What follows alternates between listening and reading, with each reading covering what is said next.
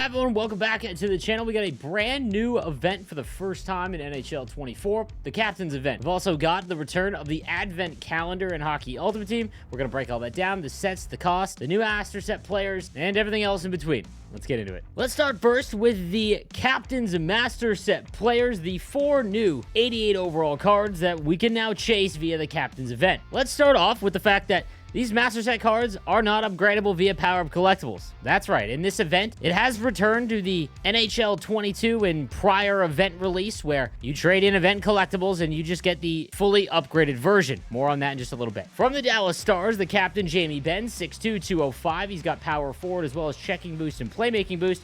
And then Goldborn Leader, Close Quarters, and Big Rig. Honestly, this one is extremely underwhelming. The other ones are pretty good, I promise. He's got 88 speed and acceleration, but only 85 agility. His shot is below 90. His hand stats are below 90. To be honest, I have no idea how this card is an 88 overall, simply because it looks like all of the stats that you would want to be high are not. So, unfortunately, this one's a hard pass unless you're a Jamie Benn fan. Then we've got Ray Bourque. This one's pretty interesting. Offensive defenseman as well as shooting boost and accelerator boost. He's got 91 speed and acceleration with 88 agility and 90 endurance, as well as Heat Seeker, Stick 'em Up, and Goldborn Leader. Born Leader is going to be a theme from this event, which I think is kind of cool. Now, even without shooting boost activated, you'll notice that Ray Bourque has a 99 overall wrist shot accuracy, only 89 on the power. But as we've seen so far with Connor Bedard's card from the Next Gen event, because goaltenders are not into the 90s at all in terms of their attributes, 99 goes in quite easily, especially when you consider the fact he's got Heat Seeker and the buff that it received in the prior patch.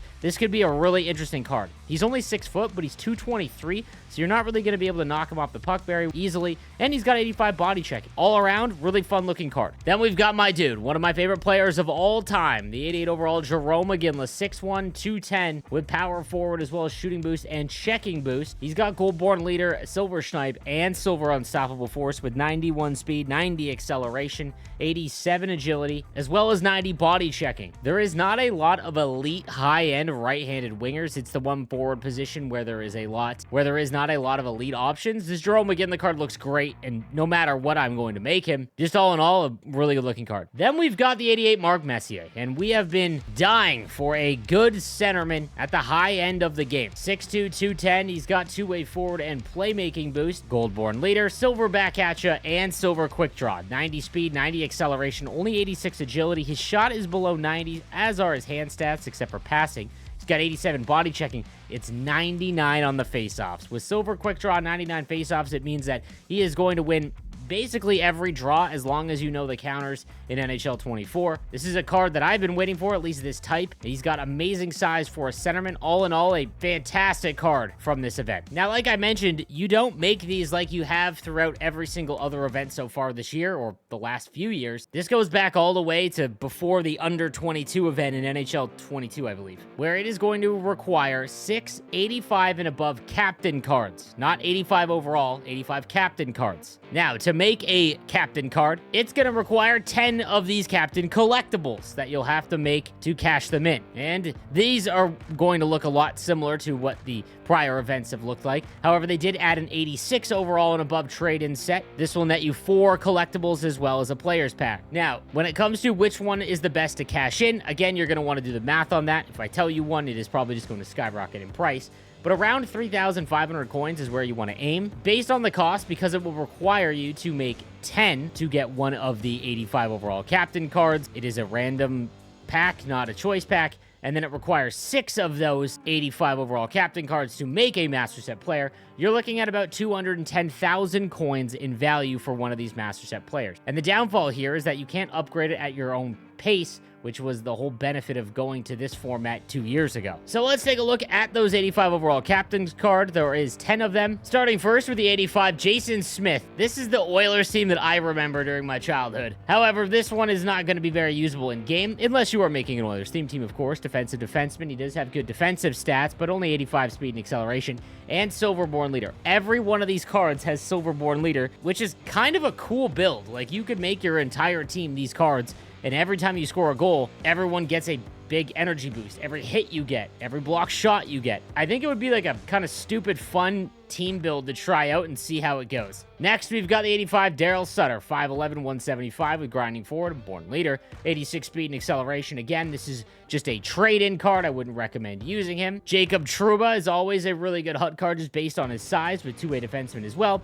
And 86 speed and acceleration is pretty good. Pretty much the minimum that you would want at this stage of the game. But 91 body checking and a big reach. As long as you pair him with someone fast, he's definitely usable. Mike Modano, who might be the best card from this release, with two-way forward, born leader, 92 speed, 92 acceleration, 6'3", 210. He's always just a very, very good card, so definitely want to try out him. Then we've got Zdeno Chara, which is kind of scary because he's 6'9", 250 with 86 speed. Only 84 acceleration and 80 agility, meaning that he is not turning at all. But Zdeno Chara cards have ruined HUT before. I think that his skating has been nerfed quite a bit, but man, he is still going to be a weapon. Michael Backman from the Calgary Flames is up next with two-way forward and born leader. Again, just mediocre stats across the board here, nothing special. Nick Suzuki as well, playmaking forward, 90 speed, acceleration, and 91 agility if you get playmaking forward activated. His face-off rating is pretty low though still. And then we've got Mark Stone from the Golden Knights. I just wish that they would make a card for Mark Stone where his skating somewhat usable. 85 overall, and he's 83 speed and acceleration. He's not fast, but we want to use him. Anze Kopitar from the LA Kings. Again, another big centerman, but really slow skater. 87 on the faceoffs. This is still a pretty good card for anyone that's trying to find a penalty kill or something like that. And then lastly,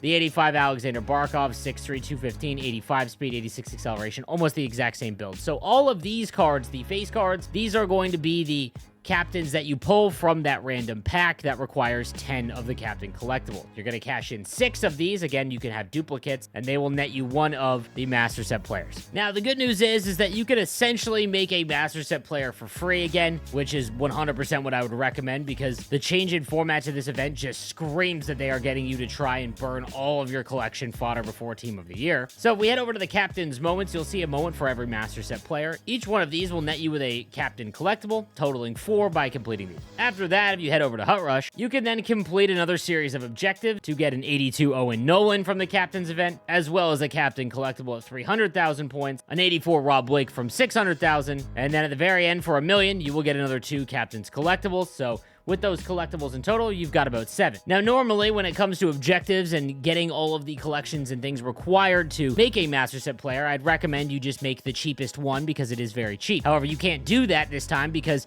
you can either not make an MSP or make one that's fully upgraded. So you're going to have to slow play this one. I would recommend actually doing HUT Rush to get the Owen Nolan and Rob Blake, because after you get a few hits, 30 in total, you'll be able to get David Backes, which will net you then 3 for free. Now that you've got 3 of the captain's cards, you can start working towards these other ones. 7 daily rewards will net you 4 more. Take shots with a captain's player will get you an elite pack. Assists, 45 will net you 5, and thank God they've actually lowered these so it isn't 100. You've got to score goals, and then it's completing games, which again is kind of lame. That's what it used to be, but remember the players stack. So if you get 10, it would only take you 21 games in rival squad battles or champs to finish that off. Now, obviously, you're not going to get 10 players, but the way that I showed you via HUT Rush and getting hits with any player, you'll start off with 3. I'll be honest with you, because of my right-handed wingers, I'm not like in love with any of them outside of Ovechkin, and Iginla is one of my favorite players. I've preached this from the beginning of the game. Always use your favorite players. I will be making Jerome Iginla. But when it comes to the other ones, this is a 3-week event. You have a long time to complete these objectives. They are monotonous.